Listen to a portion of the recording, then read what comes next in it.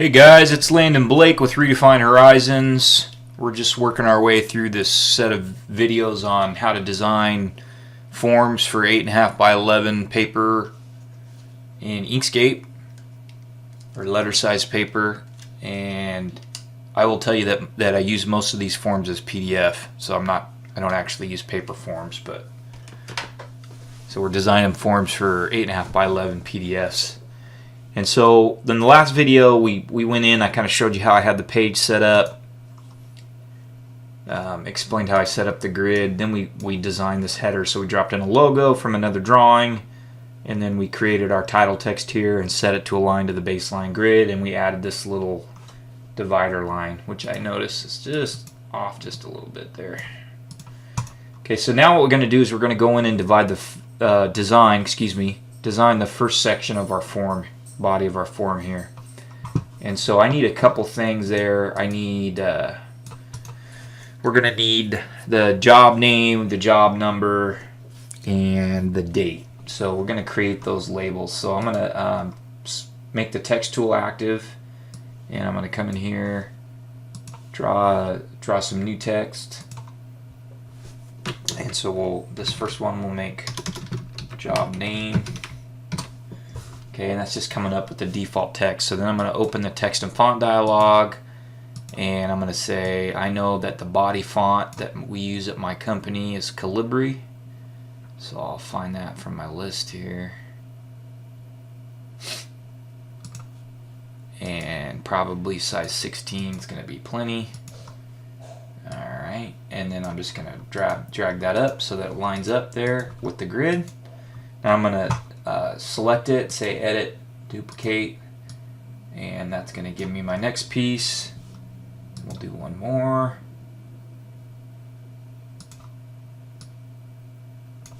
And actually I need one more for the date of the invoice, so I'm going to do that one more time. Okay, and then we can just come in and edit this text. So this is going to be job number.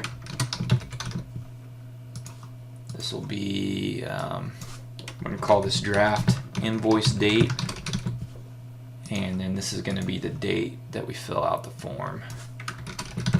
Date form completed.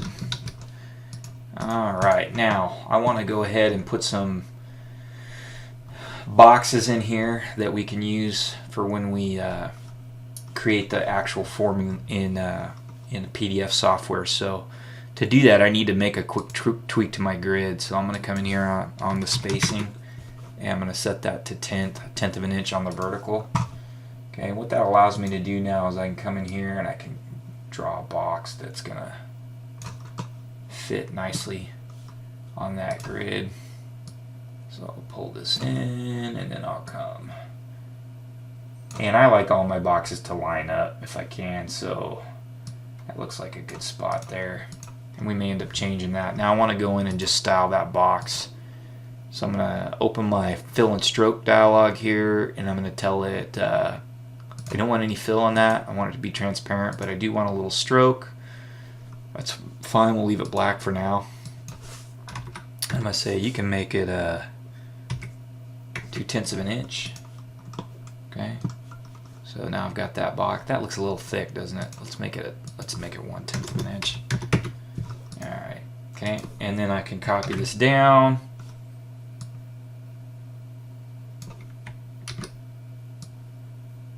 Now you can see when I do that my box is too tall, right? I don't have enough room here. That didn't quite work out the way I wanted. So let's see. I think what that means is I'm going to change the orientation of my text. So I'm going to go ahead and pull up the document properties, and I'm going to put my baseline grid back to 2/10. And so what that means now is I got to drop these down another line to make my box fit. So I'm going to just move these. So instead of skipping every other line, we got 2 lines in between. And I always find on forms it's always better to have more room than not enough.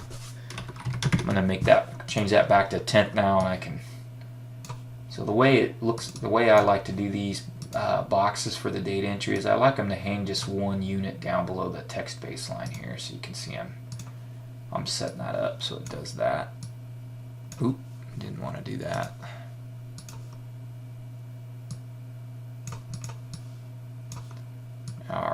Cool. So now I've got that spacing just where I want it, and we'll go ahead and we're going to copy this divider line down.